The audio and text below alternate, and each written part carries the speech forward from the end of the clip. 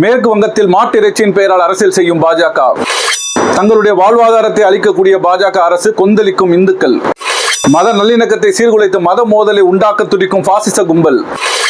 மேற்கு வங்கத்தில் சமீபத்தில் வெற்றி பெற்று பொறுப்பெடுத்திருக்கக்கூடிய பாஜக அரசு மக்களுக்கான நலத்திட்டங்களை துவக்கமாக செய்யக்கூடிய ஒவ்வொரு மாநிலத்தையும் நம்ம பார்க்குறோம்.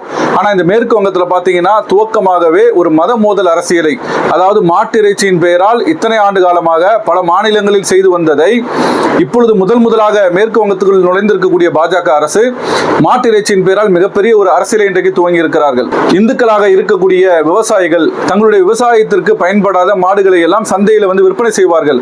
அந்த விற்பனைக்கு கடுமையான சட்டங்களை போட்டிருக்கிறது பாஜக. குறிப்பாக இன்னும் சில தினங்களில் முஸ்லிம்களுடைய மிக முக்கியமான ஒரு பண்டிகையான ஹஜ் பெருநாள் என்று சொல்லக்கூடிய பக்ரீத் பண்டிகை வர இருக்கிறது. அந்த நாளில் பார்த்தீங்கன்னு சொன்னால் முஸ்லிம்கள் ஆடு மாடு ஒட்டகம் இதையெல்லாம் அறுத்து அதனுடைய இறைச்சிகளை தானும் உண்டு ஏழைகளுக்கும் கொடுத்து மகிழ்ச்சியாக கொண்டாடக்கூடிய இந்த தருணம் என்பதில் சந்தைகளிலே சென்று அதிகமாக இது போன்ற பிராணிகளை வாங்க முற்படுவார்கள். அதை சீர்குலைக்கும் விதமாக பாஜக கடுமையான சட்டத்திட்டங்களை போட்டு இந்துக்களுக்கே கடுமையான துரோகத்தை செய்திருக்கிறது. விவசாயத்திற்கு உழுவதற்கு பயன்படாத மாடுகளை எல்லாம் அவர்கள் வைத்து பராமரிக்க முடியாது. அது சந்தையில் கொண்டு வந்து இறைச்சிக்காக விற்பனை செய்தாங்க என்று சொன்னால் அதிலே பல லட்சம் பொருளாதாரத்தை பெறுவார்கள். அதை கொண்டு பெரிய ஒரு வாழ்வாதாரத்தை அவர்கள் பெருக்கிக் கொள்வதற்கு உண்டான வாய்ப்பை தடுக்கிறது இந்த அரசு என்று சொன்னால் இது யாருக்கு எதிராக இந்த அரசு செயல்படுகிறது? 14 ஆண்டுகள் கண்டிப்பாக பூர்த்தி ஆகியிருக்கணும். அதற்கு முறையாக விற்பனை செய்வதற்கு சான்றிதழ் பெற்று இருக்கணும்.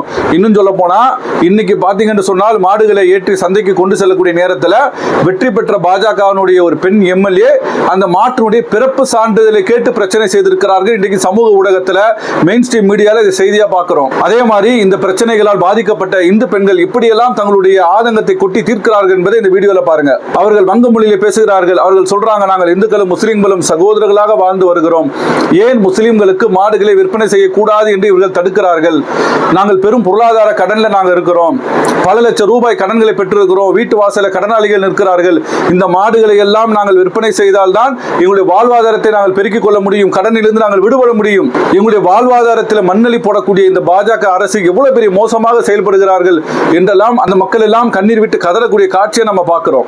மாடுகளை அறுக்கக்கூடாது, அது நமக்கு கடவுள் மாதிரி, அதெல்லாம் நம்ம புனிதமா பார்க்கணும், கோசாலையில் கொண்டு வந்து விடுங்க என்றெல்லாம் மக்களிடத்தில் ஏமாற்றி அங்கு விடக்கூடிய மாடுகளை எல்லாம் அறுத்து வெளிநாடுகளுக்கு ஏற்றுமதி செய்து இன்றைக்கு பார்த்தீங்கன்னு சொன்னா உலக அரங்கத்தில் முதன்மையாக இருக்கக்கூடிய நாடுகளில் இந்தியாவும் மிக முக்கியமான ஒரு நாடு மாட்டு இறைச்சி ஏற்றுமதி செய்வதில்.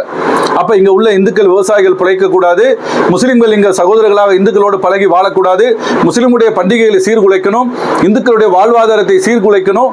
இவர்கள் யார்? அதனாலதான் நாங்கள் எப்பொழுதும் சொல்வோம், பாஜக என்பது முஸ்லிம்களுக்கு மட்டும் எதிரி அல்ல, இவர்கள் மனித குலத்திற்கே எதிரி என்று நாங்கள் சொல்லுகிறோம். இந்த நாட்டில் மாட்டு இறைச்சியின் பெயரால் பல முஸ்லிம்களை இவர்கள் அடித்து துன்புறுத்தி இருக்கிறார்கள். சிலரை கொலையும் செய்திருக்கிறார்கள்.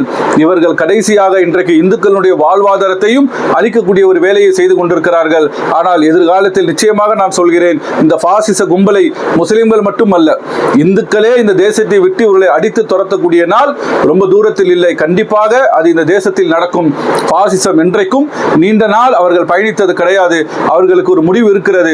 அது சமீபமாக நெருங்கி இருக்கிறதோ என்றுதான் நமக்கு என்ன தோன்றுகிறது. இது போன்ற அரசியல் சார்ந்த நிகழ்வுகள் பதிவுகளை எல்லாம் தொடர்ச்சியாக நீங்கள் பார்ப்பதற்கு இந்த சேனலை நீங்கள் சப்ஸ்கிரைப் செய்து பாருங்க. அதே போன்று நாங்கள் சொல்லக்கூடிய செய்திகளை உங்களுக்கு மாற்று கருத்து இருந்தாலும் சரி, இது சரி என்று நீங்கள் நினைத்தாலும் சரி, உங்களுடைய கருத்துக்களை இந்த கமெண்ட் செக்ஷன்ல சொல்லுங்க. நீங்கள் இந்த வீடியோ பயனுள்ளதாக இருக்குன்னு நீங்கள் நினைச்சீங்கன்னு சொன்னால் உங்களுடைய நண்பர்களுக்கு, உங்களுடைய உறவினர்களுக்கு, தெரிந்த மக்களுக்கு எல்லாம் இதை ஷேர் செய்யுங்க.